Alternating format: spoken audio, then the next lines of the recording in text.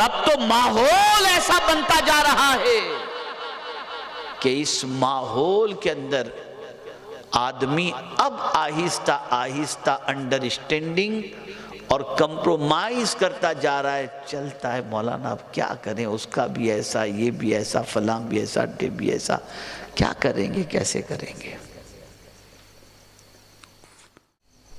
نحمده ونصلي ونسلم على رسوله الكريم أما بعد فأعوذ بالله من الشيطان الرجيم بسم الله الرحمن الرحيم من يعمل سوءا يجز به ولا يجد له من دون الله وليا ولا نصيرا صدق الله العظيم. قابل قدر محترم و مکرم حضرت سید ذاکر بابا صاحب قبلہ و دیگر سادات کرام، علماء ذوی الاحترام، بالخصوص حضرت مولانا ظہیر مصباحی صاحب، خواتین و حضرات، السلام علیکم ورحمۃ اللہ وبرکاتہ. میرے پیارے آقا صلی اللہ تعالی علیہ وسلم کے پیارے دیوانوں اور خواتین اسلام، جس آیہ کریمہ کی تلاوت کا میں نے شرف حاصل کیا، اس سے متعلق کچھ معروضات پیش کرنے سے پہلے آقائے کریم رؤوف الرحیم علیہ التحیۃ والتسلیم کی بارگاہ بے کس پناہ میں جس طریقے سے میں پڑھاؤں، مرد حضرات بلند آواز میں عقیدت و محبت میں ڈوب کر اور خواتین پست آواز میں درود و سلام کا نذرانہ پیش کریں. الصلاۃ والسلام علیک یا رسول اللہ، الصلاۃ والسلام علیک یا حبیب اللہ، الصلاۃ والسلام علیک یا نبی اللہ وعلا آلک و اصحابک یا نور اللہ صلی اللہ تعالی علیہ وسلم.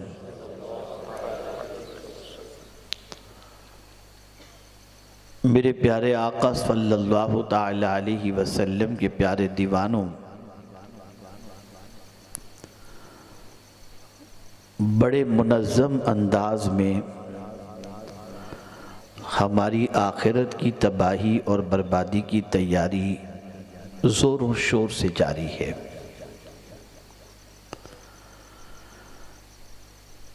مختلف ناموں سے، مختلف طریقوں سے، مختلف سوسائٹی کے کلچر سے، اگر میں یہ کہوں تو غلط نہ ہوگا، ایسی پھسلن تیار کر دی گئی ہے کہ آدمی پھسلے بغیر رہ ہی نہیں سکتا.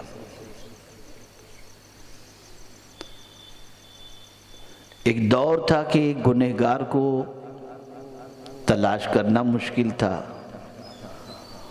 اور آج ایک نیک بچہ یا بچی تلاش کرنا مشکل ہو گیا. سوچ گندی ہو گئی، وجود پر گناہوں کے دھبے لگ گئے، اور جو رات دامن پر گناہوں کے لگے ہوئے دھبوں کو مٹانے کے لیے آتی ہے، وہی راتیں اب دامن پر گناہوں کے دھبوں میں اضافہ کر رہی ہیں. پہلے ایسا تھا کہ انسان گناہ کرنے کے بعد شرمندگی محسوس کرتا تھا، اور اب آج کا دور ایسا آ گیا ہے کہ انسان گناہ کر کے کہا لگاتا ہے جیسے کوئی جنگ جیت گیا ہو۔ آپ ذرا سوچیں اور اندازہ لگائیں کہ کتنا بڑا سیلاب گناہوں کا معاشرے کے اندر آ چکا ہے کہ کل تک جن گناہوں سے بچنا یا بچانا ماں باپ کی ذمہ داری تھی، آج وہی گناہ اپنے بچوں سے ماں باپ کرواتے نظر آتے ہیں۔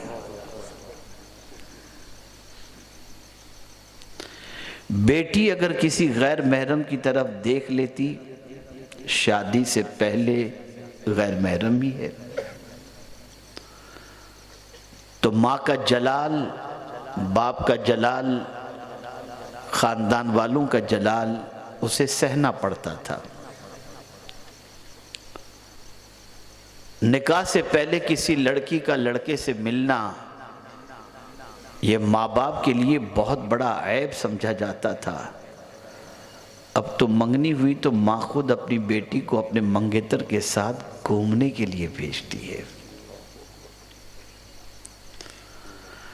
اور پھر یہ کہا جاتا ہے یہ انڈرسٹینڈنگ کے لیے ہے، تاکہ ایک دوسرے کو سمجھ سکیں اور پھر آگے کی زندگی کے سلسلے میں کوئی پلان بنا سکیں۔ اس سے پہلے کہ پلان بنائیں ان کا پلان ہی فیل ہو جاتا ہے۔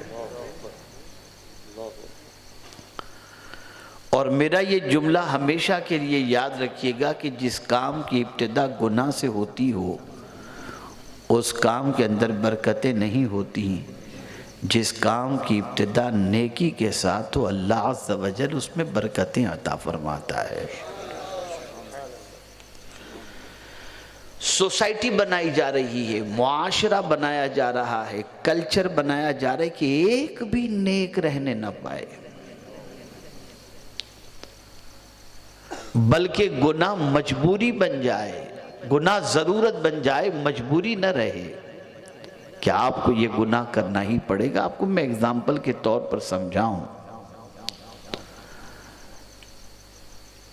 بچیوں کا غیر محرم کے ساتھ ہاتھ ملانا، شیک ہینڈ کرنا، یہ آج پڑھی لکھی بچیوں کے لیے ضروری ہو گیا۔ اسی طریقے سے بہت سارے گناہ ایسے ہیں جو آہستہ آہستہ ضرورت بنتے جا رہے ہیں اور لوگ ان گناہوں میں ڈوبتے جا رہے ہیں۔ کیا گناہوں سے نہیں بچا جا سکتا اور اس کے بغیر کام نہیں چل سکتا؟ بالکل بچا بھی جا سکتا ہے اور اس کے بغیر کام بھی چل سکتا ہے۔ آج میں آپ کے سامنے یہ بتانے کی کوشش کروں گا کہ آدمی گناہ کرتا کیوں ہے۔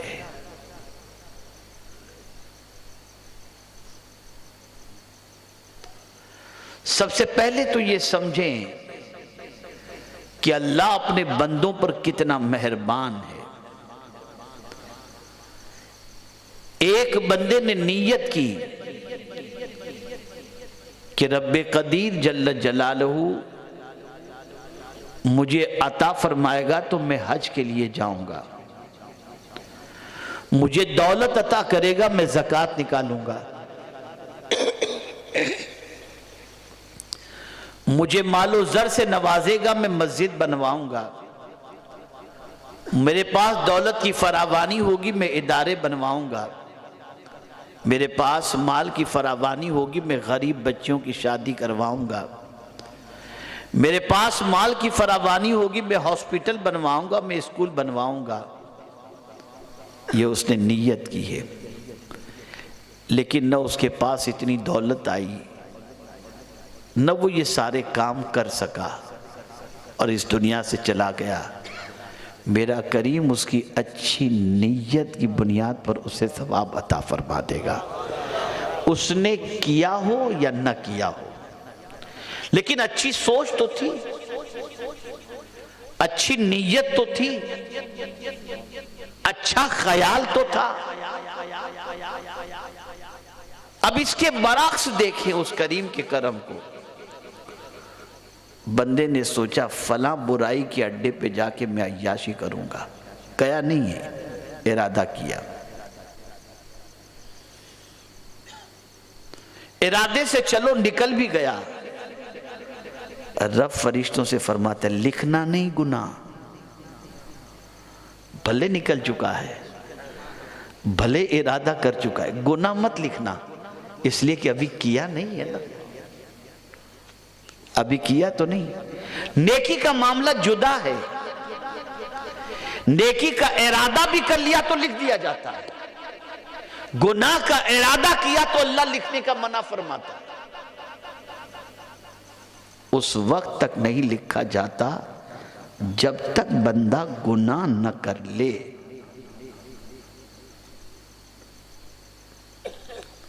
کل بروز قیامت ایک بندے کو اللہ عز و جل ثواب اس طرح سے عطا فرمائے گا کہ اس کے نام اعمال کے اندر حج کا ثواب، سرفروشی کا ثواب، زکوٰۃ کا ثواب. وہ اپنا دفتر دیکھے گا تو اللہ کی بارگاہ میں عرض کرے گا مولا میں اتنا کنگال تھا کہ زکوٰۃ تو کبھی میں نے دی ہی نہیں اور حج تو میں نے کیا ہی نہیں. میں نے اپنی جان تیری راہ میں قربان کی ہی نہیں. یہ میرے نام اعمال میں سارے ثواب کیسے لکھے ہوئے ہیں؟ تو رب ارشاد فرمائے گا میرے بندے حج کو جانے والوں کو دیکھتا تھا جب تو تیرے دل میں تمنا ہوتی تھی نا کہ اللہ مجھے دے تو میں بھی حج کروں. ہاں مولا. جب کسی سخی کو زکوٰۃ دیتے دیکھتا تھا تو تیرے دل میں تمنا ہوتی تھی نا کہ مجھے بھی اللہ دے تو میں زکوٰۃ دوں. ہاں مولا تمنا ہوتی تھی. میری راہ کے اندر سر کٹانے والوں کو دیکھ کر تیرے دل میں تڑپ پیدا ہوتی تھی. ہاں مولا ہوتی تھی.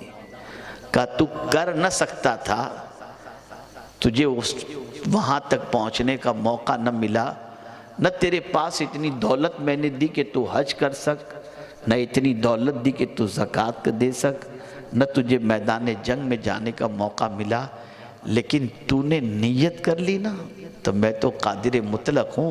تیری نیت پر میں نے تجھے یہ سارے ثواب عطا فرما دیے. سارے ثواب عطا فرما دیے. کتنا کرم ہے اس کریم کا. گناہ پر نہیں. گناہ کا ارادہ کرو، گناہ نہیں لکھا جاتا. گناہ اس وقت لکھا جاتا ہے جب بندہ کرے. اسی کو قرآن نے جب مینشن کیا تو من یعمل سوءا فرمایا. یہ نہیں فرمایا کہ جس نے نیت برائی کی. من یعمل کا لفظ آیا. جس نے گناہ کیا، جس نے برائی کی، اسے اس کا بدلہ دیا جائے گا. یجزا بہ، اسے اس کا بدلہ دیا جائے گا.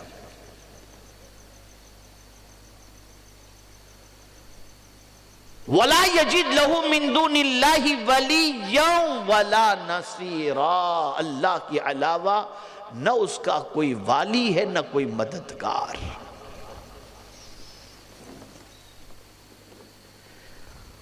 اب بندہ گناہ کیوں کرتا ہے؟ آنکھوں سے گناہ کیا، زبان سے گناہ کیا، دل سے گناہ کیا، ہاتھ سے گناہ کیا، پیر سے گناہ کیا. کیوں کرتا ہے؟ اس لیے کہ ان گناہوں کی سزاؤں کا اسے علم نہیں ہے. اور قرآن کہتا ہے کہ اس کا بدلہ دیا جائے گا. اگر بندے کو پتا چل جائے کہ گناہ کی سزا کیا ہے تو گناہ کے تصور سے کانپے گا، گناہ کے تصور سے ڈرے گا. اور یہی وجہ ہے کہ آج مسلمان علم دین سیکھنے کی کوشش نہیں کرتا اور نہ علم دین کے لیے جد و جہد کرتا ہے. اس لیے کہ گناہ کا بدلہ کیا ہے اور گناہ کی سزا کیا ہے یہ کالج اور یونیورسٹی میں نہیں پڑھایا جائے گا. یہ مدرسے کے اندر اور دین کی تعلیم کے محفل کے اندر پڑھایا جائے گا.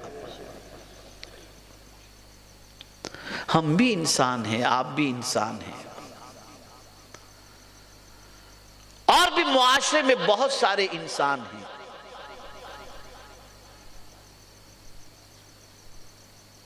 لیکن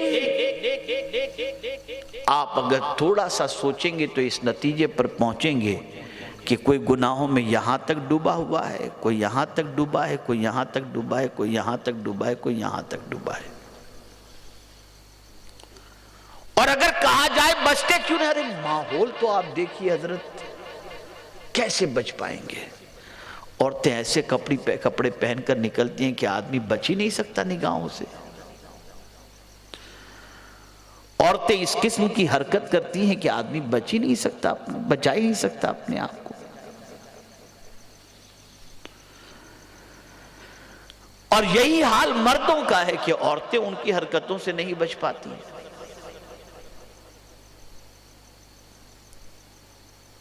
لیکن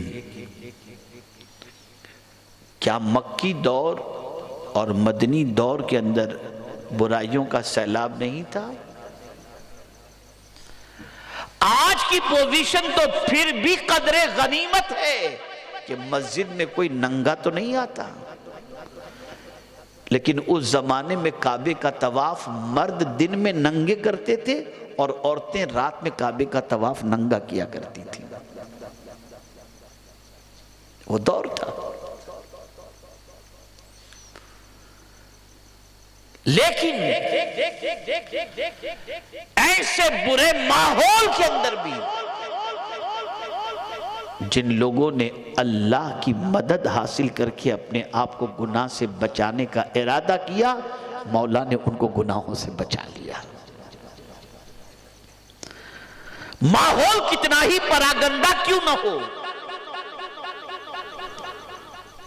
سیلاب برائیوں کا کتنا ہی کیوں نہ آ جائے، آدمی اگر خود کوشش کرے تو اللہ عز و جل اس بندے کو گناہوں سے بچا لیتا ہے، اس پر کرم کی نظر فرما دیتا ہے۔ پہلی چیز آدمی گناہ کیوں کرتا ہے، اسے بہت غور سے سنیے گا، مرد ہو یا عورت۔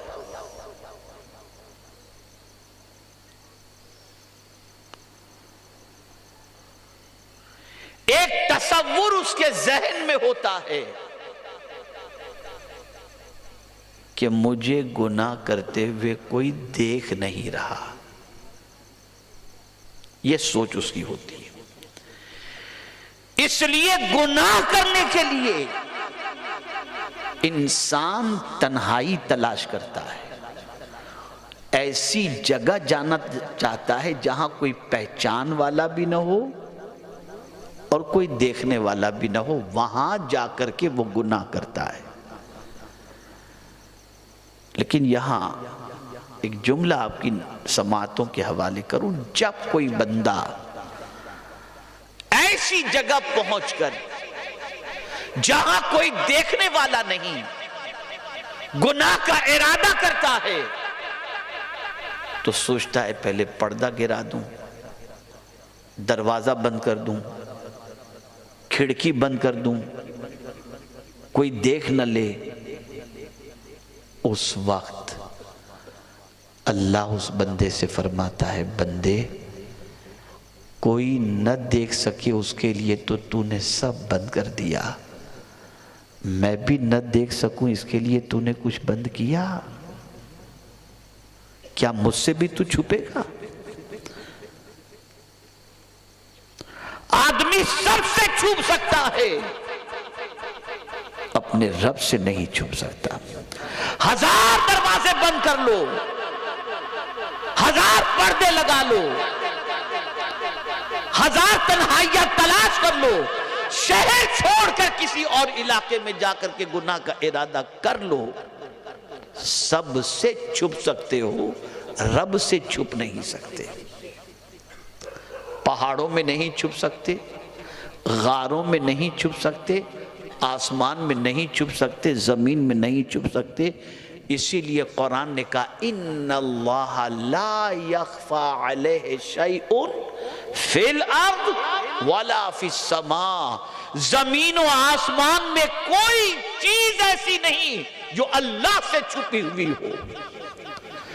نادانوں، سب سے شرم کرتے ہو، رب سے شرم نہیں کرتے؟ کیا سب اس لائق ہے کہ ان سے شرم کی جائے اور رب اس لائق نہیں ہے؟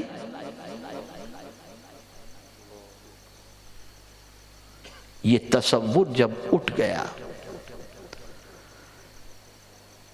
یہ خیال جب ذہن سے نکل گیا اور یہ توجہ جب دل و دماغ سے ہٹ گئی، تو پھر انسان گناہ کرنے کے سلسلے میں بے باک ہو گیا، بے خوف ہو گیا۔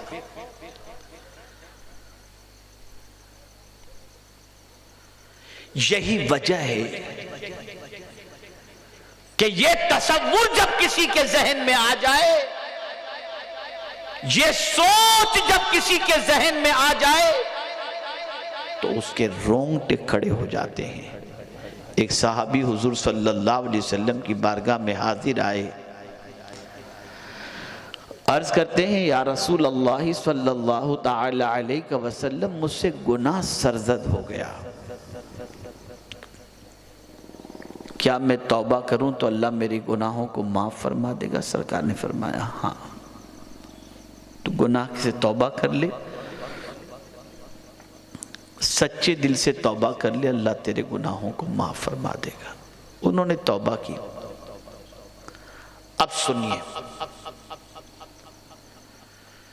اب وہ عرض کرتے ہیں یا رسول اللہ صلی اللہ تعالی علیہ وسلم، کیا مجھے گناہ کرتے میرے رب نے دیکھ لیا؟ کیا مجھے گناہ کرتے میرے رب نے دیکھ لیا؟ آقا نے فرمایا ہاں، اتنا سننا تھا کہ کانپ اٹھے، ایک چیخ ماری اور ان کے جسم سے روح پرواز کر گئی۔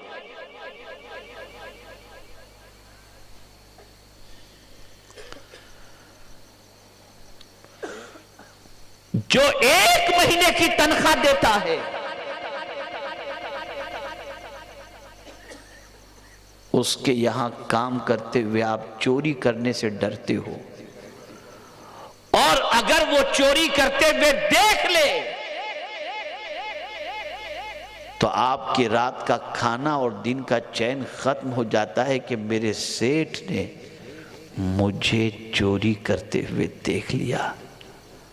وہ 1 مہینے کی تنخواہ تو دیتا ہے، آنکھوں کا نور نہیں دیتا، دل کا سرور نہیں دیتا، ہاتھ نہیں دیتا، پیٹ نہیں دیتا، پیر نہیں دیتا، زندگی نہیں دیتا۔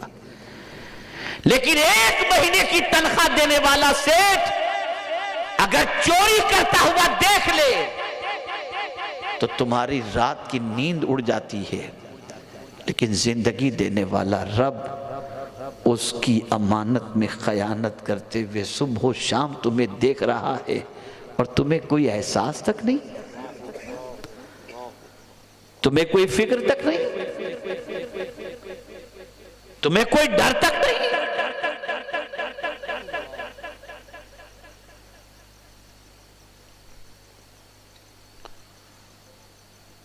یہ ساری سچویشن،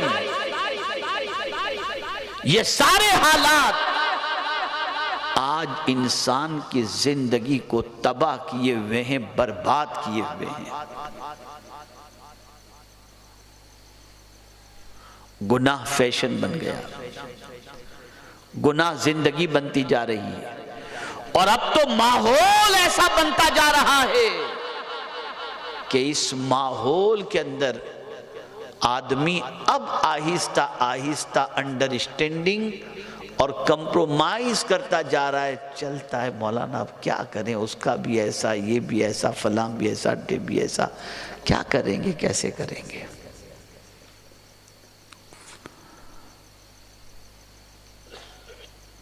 تو گویا ہم نے یہ منصوبہ بنا لیا ہے، یہ پلان اپنے اندر سیٹ کر لیا ہے کہ ہمیں گناہ کرنا ہے، معاذ اللہ۔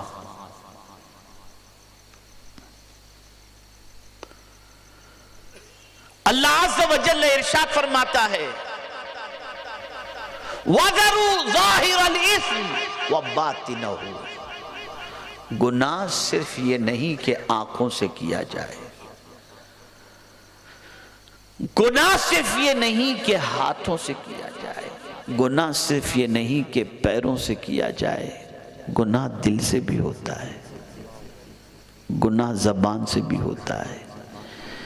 دل میں کسی کے لیے کینہ رکھو یہ بھی گناہ ہے، دل میں کسی کے لیے حسد رکھو یہ بھی گناہ ہے، دل میں کسی کے لیے بغض رکھو یہ بھی گناہ ہے، زبان سے کسی کو اذیت پہنچاؤ یہ بھی گناہ ہے، آنکھوں سے جن چیزوں کو نہ دیکھنے کا حکم اللہ نے دیا وہ دیکھنا بھی گناہ ہے، کانوں سے گانے اور غزلیں اور غیبت اور چغلی سننا بھی گناہ ہے، ہاتھوں سے بھی اگر کوئی اللہ نے جن چیزوں کو چھونے کا حکم نہیں دیا اور روکا ہے ان چیزوں کو چھونا یا پکڑنا وہ بھی منع ہے، پیروں سے ان راستوں پر جانا جن راستوں پر جانے کے لیے اللہ نے منع فرمایا وہ بھی منع ہے اور حرام ہے اور گناہ ان چیزوں سے بچنا چاہیے۔ اللہ نے یہ نہیں فرمایا کہ صرف ظاہری گناہ سے بچو، بلکہ فرمایا وَذَرُوا ظَاهِرَ الْإِثْمِ وَبَاطِنَهُ، ظاہری گناہ سے بھی بچو اور باطنی گناہ سے بھی بچو، ہاتھوں سے بھی گناہ نہ کرو اور دل سے بھی گناہ نہ کرو۔ میں پوچھنا چاہتا ہوں اللہ تو گناہوں سے بچنے کا حکم دیتا ہے اور مسلمان گناہ کرنے کی طرف مائل ہے، وہ گناہ کی طرف بڑھ رہا ہے، وہ گناہوں کے دلدل میں ڈوب رہا ہے، صبح اٹھنے سے لے کر رات کے سونے تک گناہوں کی پلاننگ چلتی ہے۔ یہ جملہ یاد رکھیے گا، گناہ میں شرمندگی ہے تابندگی نہیں، اور نیکی میں تابندگی ہے شرمندگی نہیں ہے۔ کوئی گناہ ایسا ہے ہی نہیں جس کے ساتھ آدمی کو شرمندہ نہ ہونا پڑے، اور کوئی نیکی ایسی ہے ہی نہیں جس کو کرنے کے بعد بندے کو خوشی نصیب نہ ہو سکے۔ لیکن آج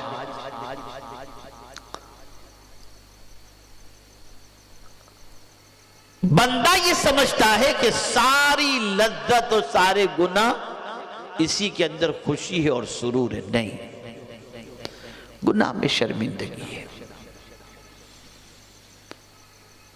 گناہ کے اندر تکلیف ہے، گناہ کے اندر افسوس ہے۔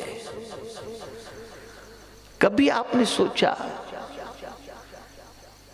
کہ مچھر سے ہم ڈر جاتے ہیں، چوہے سے ڈر جاتے ہیں، اور ہماری بعض بہنیں تو وہ کاکڑوں سے ڈر جاتی ہیں، چھپکلی سے ڈر جاتی ہیں، یہ سب چیزوں سے ڈر جاتے ہیں، اور جو حالات دنیا کے حالات کے اوپر جو نظر رکھتے ہیں وہ حالات دیکھ کر ڈر جاتے ہیں، خبریں سن کر ڈر جاتے ہیں، فلاں جیت گیا فلاں ہار گیا سن کر کے ڈر جاتے، اب کیا ہوگا؟ یہ ساری چیزیں گناہوں کی وجہ سے ہیں، اس لیے کہ گناہ انسان کو کمزور بنا دیتا ہے اور اس کی طاقت کو اس سے چھین لیتا ہے۔ کیا وجہ ہے؟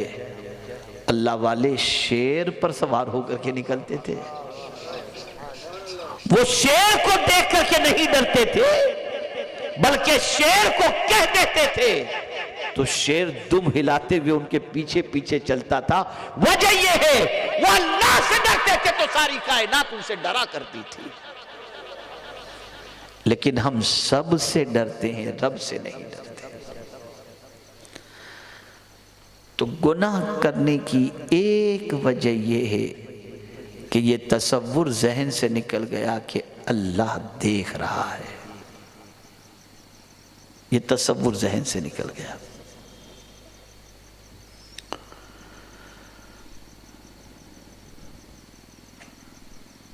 دوسری وجہ گناہ کے عذاب سے واقفیت نہیں کہ اس کی سزا کیا ہے۔ میں آپ کو چھوٹی سی بات سمجھاؤں، آسانی سے سمجھ میں آ جائے گی۔ اچانک کہیں آپ کی زبان میں ویچھی، بچھو آپ کے گھر میں نکل آئے، اللہ نہ کرے، تو آپ آرام سے چلتے جائیں گے یا بچھو کو مارنے کی فکر کریں گے؟ جواب دیجیے۔ ویچھی سمجھتے ہو نا، بچھو سمجھتے ہو نا، اس سے بچنے کی کوشش کریں گے کہ اس کو نظر انداز کر کے چلتے گھومیں گے؟ کیا کریں گے آپ؟ بولو، مارنے کی فکر کریں گے نا؟ کیوں؟ اور کیڑی نکلے تو کوئی فرق نہیں پڑتا، لیکن بچھو کو دیکھ کر ڈر پیدا ہوگا نا۔ چھوٹا سا سانپ کا بچہ نکل آئے تو اپنے بچے کو بھی پکڑیں گے، بھاگو، اس کو ہٹاؤ ہٹاؤ ہٹاؤ،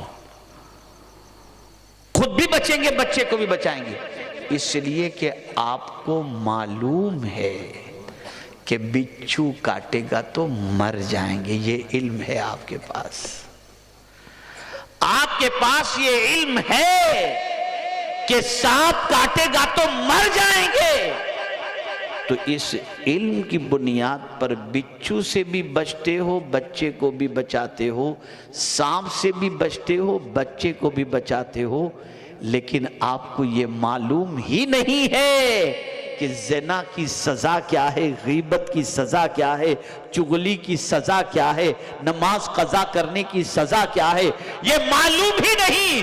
اور جن کو معلوم ہے وہ کبھی ان گناہوں کے قریب جاتے ہی نہیں۔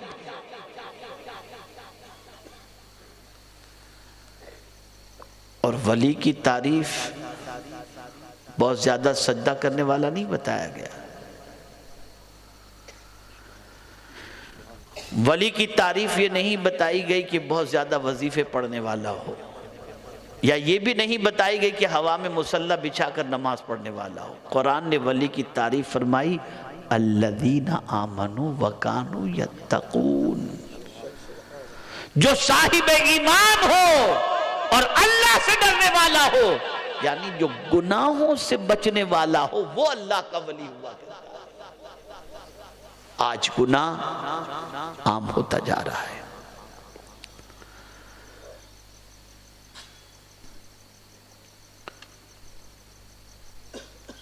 گناہ کی سزا انسان نہیں جانتا، گناہ کے عذاب کو انسان نہیں جانتا۔ میں صرف 3 گناہ کا تذکرہ آپ کے سامنے کرتا ہوں، مردوں کے حوالے سے، اس میں کچھ عورتیں بھی شامل ہو سکتی ہیں، اور کچھ عورتوں کے حوالے سے گناہ کا ذکر کر دوں۔ آقا کریم رؤوف الرحیم علیہ التحیۃ والتسلیم ارشاد فرماتے ہیں کہ جنت کی خوشبو 500 میل کی دوری سے آتی ہے، لیکن 3 لوگ ایسے ہیں جو جنت کی خوشبو بھی نہیں پائیں گے۔ نمبر 1، شراب پینے والا، اگر بغیر توبہ کیے نہ مرا تو جنت کی خوشبو سے بھی محروم۔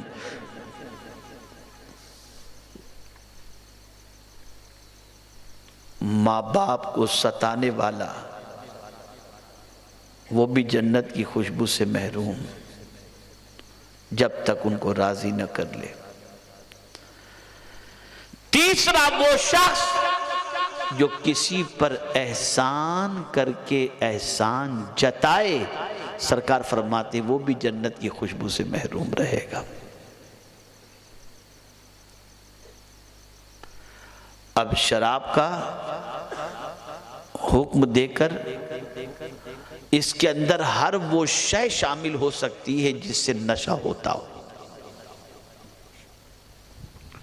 اس لیے کہ فرما دیا گیا کل مسکر حرام۔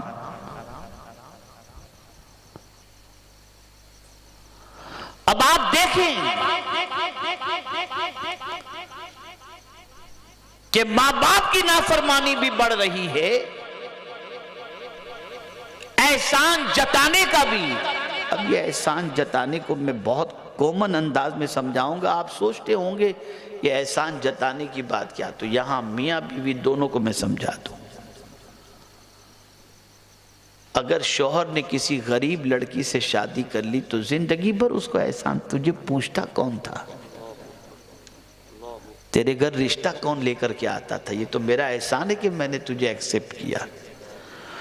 اور اگر بڑے باپ کی بیٹی نے کسی غریب سے شادی کر لی تو وہ احسان جتاتی ہے، تیرے پاس تو پہننے کے کپڑے نہیں تھے، میرے ماں باپ کے دیے ہوئے ہیں۔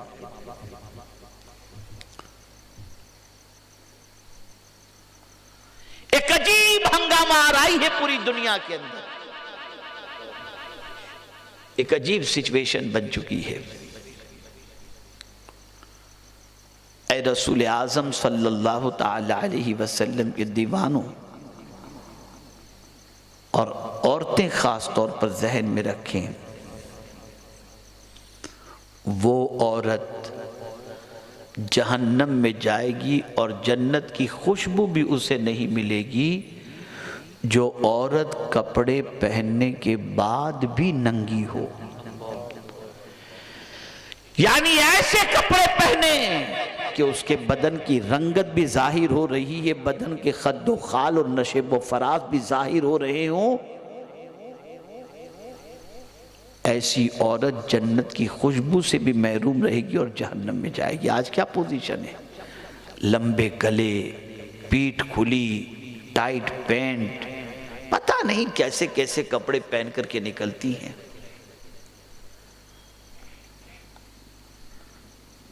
اور یہ تصور کرتی ہے کہ یہ تو آج کے دور کا فیشن ہے، اور اللہ میری بدگمانی کو معاف فرمائے کہ بہت ساری بچیاں قیمتی کپڑے پہن کر شادی کی تقاریب میں جہاں جوائن کراؤڈ ہو مرد و عورت کا، بہت کم ایسی ہوں گی جو اچھی نیت سے جاتی ہوں، ورنہ اٹریکٹ کرنے کا ہی مقصد ہوتا ہے کہ مرد کی توجہ ہماری طرف ہو۔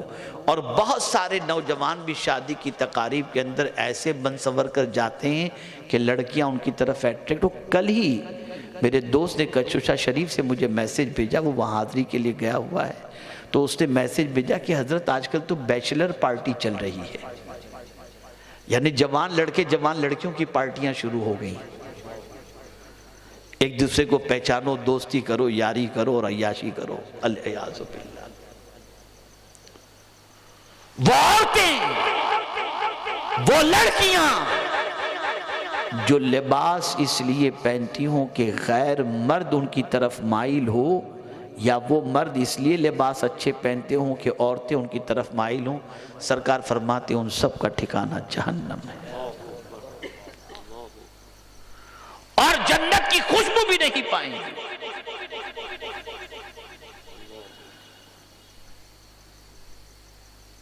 اور جہنم کیا ہے؟ کیا ہے جہنم؟ کبھی سوچا آپ نے جہنم کے بارے میں؟ ارے ہوگا کچھ بھی، بس ایسے ہی۔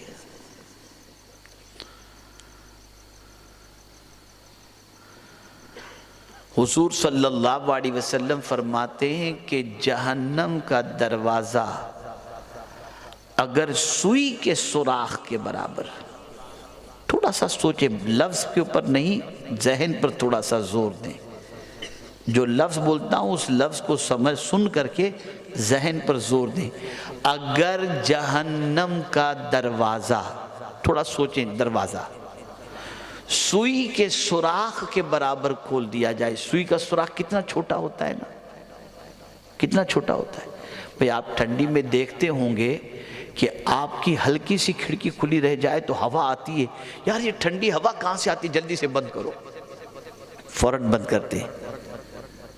تھوڑی سی کہیں سے کھڑکی کھلی رہ جائے یا کوئی سوراخ ہو جہاں سے، تو آپ فوراً اس کو بند کرنے کی کوشش کرتے ہیں، اس لیے کہ وہاں سے ٹھنڈی آ رہی ہے، آپ برداشت نہیں کر پاتے۔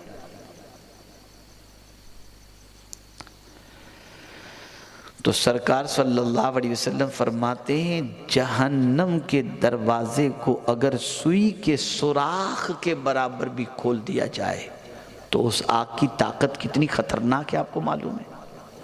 سرکار فرماتے پوری دنیا جل کر کے راکھ ہو جائے.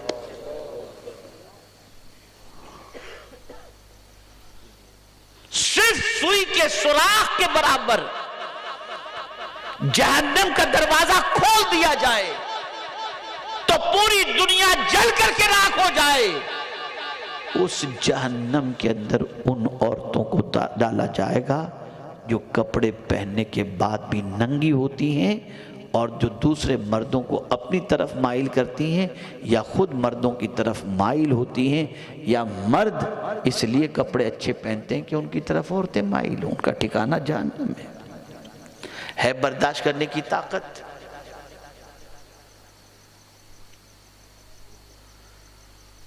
پھر گناہ کیوں کرتے ہو؟ اس لیے کہ ماحول مولانا کہاں بچ سکتے ہیں، دیکھا جائے گا. ارے میاں دیکھا جائے گا. ذرا ان کے بارے میں سوچو جن کو رسول رحمت صلی اللہ علیہ وسلم نے جنت کی بشارت عطا فرما دی تھی، جیسے صدیق اکبر، فاروق اعظم، عثمان غنی، مولا علی رضی اللہ تعالیٰ عنہ، عشرہ مبشرہ. ان کو جنت کا سرٹیفکیٹ دے دیا گیا تھا. بلکہ حضرت عثمان غنی سے تو حضور نے فرمایا عثمان تم جو چاہو کرو تم جنتی ہو. لیکن جس چیز کے بارے میں ہم کہتے ہیں نا ارے دیکھی جائے گی، سوچ دیکھو ان کی.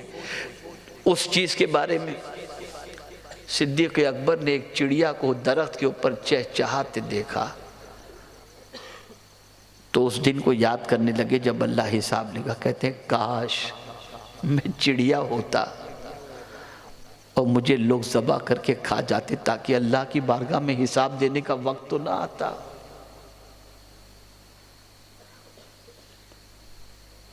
اس دن کے تصور سے وہ لرز رہے ہیں. کون؟ جن کو جنتی ہونے کا سرٹیفکیٹ خود مدینے کے تاجدار نے عطا فرمایا. کیا یہ سرٹیفکیٹ ہمارے پاس ہے؟ پھر بھی گناہ کر رہے ہیں، پھر بھی اللہ کی نافرمانی کر رہے ہیں. یہ بات یاد رکھیں کہ کوئی بڑا پہاڑ جو ہے نا یوں ہی نہیں بنتا، چھوٹے چھوٹے پتھر اور ذرے سے بڑا پہاڑ بنتا ہے. بڑا پہاڑ بنتا ہے. تو اگر چھوٹے چھوٹے گناہ کی عادت رہی نا تو ایک دن بڑے گناہ تک پہنچ جاؤ گے اور یہ گناہ کا پہاڑ پریشانی میں گرفتار کر دے گا. تو آج سے چھوٹے گناہ سے بھی بچو. جس طریقے سے بارش ہو اور راستے میں چیکڑ ہوتا ہے، آدمی وائٹ کپڑے پہن کر کے نکلا تو سنبھال کر کے نکلتا ہے کپڑے پر چیکڑ نہ اڑے یا آپ کی زبان میں کیچڑ نہ اڑے. لیکن چل رہا تھا، چلتے چلتے اچانک 2-4 چھینٹے اس کے کپڑے پر اڑ گئے. توجہ چاہوں گا. دیکھا تو پیچھے سے اس کا تھوڑا سا دامن جو ہے وہ چھینٹوں سے بھر گیا ہے. تو پھر کیا کرے گا؟ چھوڑ دے گا پورے کپڑے کو. اب اتنا گندا ہو گیا اور کیا کرنا، ہو جانے دو. یہی حال گناہ کا ہے. چھوٹے گناہ کرتے کرتے بندہ کہتا ہے چھوڑو اب اتنے ہو گئے نا، کرو بڑے گناہ بھی. اب یہاں ایک سوچ عطا کی گئی، ایک فکر عطا کی گئی، اور وہ سوچ اور فکر یہ ہے، یہ مت دیکھو کہ گناہ چھوٹا ہے یا بڑا، یہ دیکھو نافرمانی کس کی کر رہے ہو. جو سب سے بڑا ہے اس کی تم نافرمانی کر رہے ہو. تو تمہارے وجود پر کب کبھی طاری ہوگی اور تم گناہوں سے بچنے کی کوشش کرو گے. تو 2 چیزیں ہوئیں. ایک تو گناہ کی سزا کے بارے میں نہ جاننا، اس لیے آدمی گناہ کرتا ہے۔ دوسری چیز یہ ہے کہ اسے کوئی دیکھ نہیں رہا تو وہ گناہ کرتا ہے۔ اور تیسری چیز جو گناہ کرنے پر اسے ابھارتی ہے وہ دوستوں کی سنگت ہے۔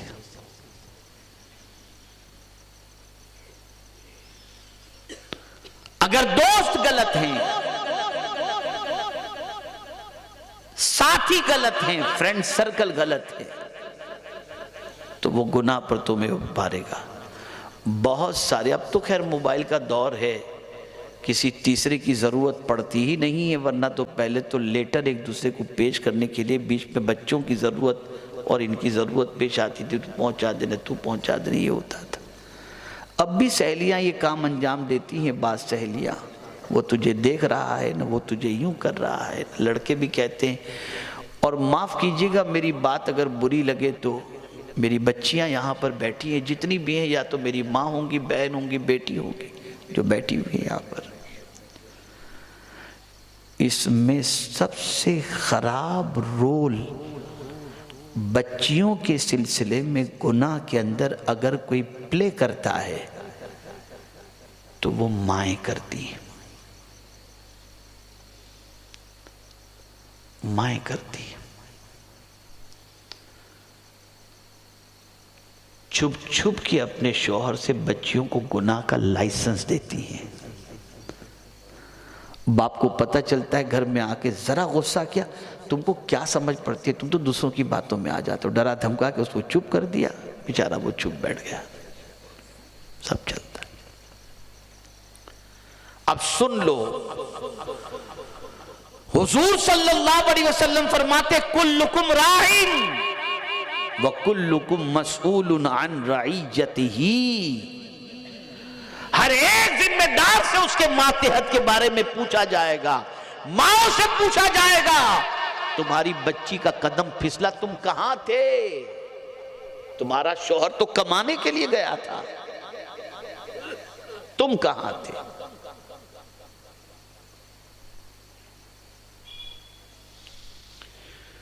مائیں چھپ کر کے بات کرواتی ہیں، اور میں تو ایسی ظالم ماؤں کو بھی جانتا ہوں جو اپنی بچی سے کہتے ہیں، بیٹا سوچ سمجھ کے کسی سے پیار کرنا، دیکھنا کھانا پینا پیسہ ہے کہ نہیں ہے، ایسے کسی کنگال کے چکر میں مت پھنس جانا۔ یہ میں دیکھ رہا ہوں آج دنیا میں جو ہو رہا ہے۔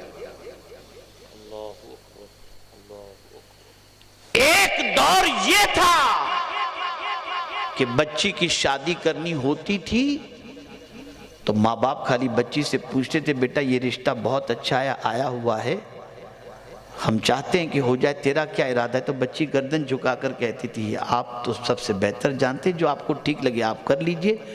اور آج رشتہ آئے تو ماں اپنی بچی سے پوچھتی ہے، بیٹا سچی بتانا، تیرا کسی کے ساتھ چکر بکر تو نہیں ہے، رشتہ آیا ہوا ہے؟ کیا ماحول بن چکا، کیا حالات بن چکے ہیں۔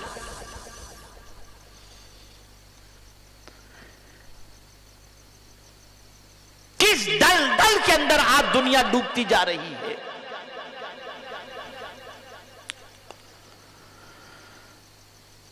اور بعض مردوں کا بھی حال بہت برا ہے، اتنا برا کہ کہہ نہیں سکتے۔ بیوی 2-4 بچے کی ماں بن گئی تو توجہ ہٹی، پھر کہیں اور توجہ لگا دی انہوں نے، اور پھر ڈنکے کی چوٹ پر اپنی بیوی سے کہتے ہیں، فلاں مجھے دیکھتی ہے، مجھے میسج کرتی ہے۔ ظاہر سی بات ہے، بیوی بھی کل آپ کو کہے گی فلاں مجھے میسج کرتا ہے، فلاں مجھے دیکھتا ہے۔ اور اب یہ ہو رہا ہے دنیا کے اندر، مرد اپنے راستے پر، بیوی اپنے راستے پر، دونوں ایک دوسرے کے راز جانتے، کوئی کسی کو کچھ نہیں کہتا۔ یہ حال آ چکا، سب کو جواب دینا ہے ایک دن خدا کو، سب کو جواب دینا ہے ایک دن رسول رحمت صلی اللہ علیہ وسلم کو۔ اس لیے بس میرا آخری پیغام آج کے اس پروگرام کے اندر آپ کو یہ ہے، جو کچھ ہو چکا ہو چکا، اللہ عز و جل کی بارگاہ میں آج سے سچے دل سے توبہ کر لو۔ اب ہم اپنی نگاہوں کی بھی حفاظت کریں گے، اپنے وجود کی بھی حفاظت کریں گے، اور خود کو گناہوں سے بچائیں گے، اس لیے کہ ایک مچھر کا کاٹنا ہم برداشت نہیں کر سکتے تو جہنم کے عذاب کو کیسے برداشت کر سکیں گے؟ اور اگر کوئی بے باک ہو جاتا ہے تو میں سمجھتا ہوں کہ اس سے زیادہ پتھر دل انسان کوئی دوسرا نہیں ہو سکتا۔ تو میرے پیارے آقا صلی اللہ علیہ وسلم کے پیارے دیوانوں اور خواتین اسلام، اللہ کی بارگاہ میں سچے دل سے توبہ کر لو، علم حاصل کرو، دین سیکھو۔ یہ دین تمہیں گناہوں سے بچائے گا، یہ دین تمہیں اللہ عز و جل کی یاد دلائے گا، یہ دین تمہیں رسول رحمت صلی اللہ علیہ وسلم کی محبت میں گرفتار کرے گا، یہ دین تمہیں مرنے کے بعد قبر میں کام آئے گا، اور یہ دین تمہیں میدان محشر میں بھی کام آئے گا۔ مطلب یہ نہیں کہ دنیا نہ سیکھو، مطلب یہ ہے کہ دین سب سے مقدم ہے، دین ہی کو تمہیں اپنی زندگی کے اندر سب سے زیادہ نافذ کرنا ہے، اور یہ دین تمہاری دنیا آخرت دونوں کو سنوار دے گا۔ آج صحیح معنوں میں اگر میں کہوں تو غلط نہ ہوگا کہ مجھ میں اتنی سکت آج نہیں تھی کہ میں یہاں آؤں، اس لیے کہ ابھی پرسوں ہی وادی نور کا عالمی اجتماع ختم ہوا۔ کل دن بھر مہمانوں کے ساتھ رات کے کئی بجے تک، اور پھر صبح مجھے یہاں کے لیے 5:30 بجے اٹھ کر فجر پڑھ کر کے نکلنا، لیکن اتفاق سے میرے پاس کوئی وقت یہاں کے لیے تھا ہی نہیں سوائے آج کی۔ اور حضرت مولانا ظہیر مصباحی صاحب چاہتے تھے کہ میں یہاں پر حاضر ہوں، اور میں کافی آپ لوگوں سے پر امید ہوں کہ انشاءاللہ العظیم آپ سب آج سے اپنی زندگی کو انشاءاللہ سنواریں گے۔ سنواریں گے نا انشاءاللہ العظیم؟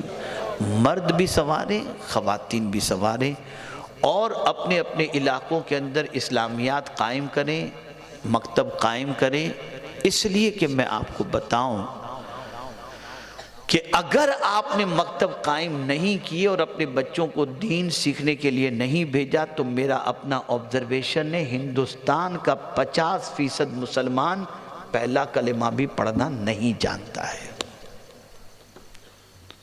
تو آپ سے گزارش ہے، دین سیکھو، سنی دعوت اسلامی سے وابستہ ہو جاؤ، اور آج جو مدرسہ شیخ الاسلام اسلامیات کے نام سے جو مدرسہ شروع ہوا ہے، اس کے اندر آپ اپنے بچوں کو بھیجیں، دین سے جڑیں، اور آپ سنی دعوت اسلامی سے جڑیں، اور اپنا مستقبل تابناک کرنے کی کوشش کریں۔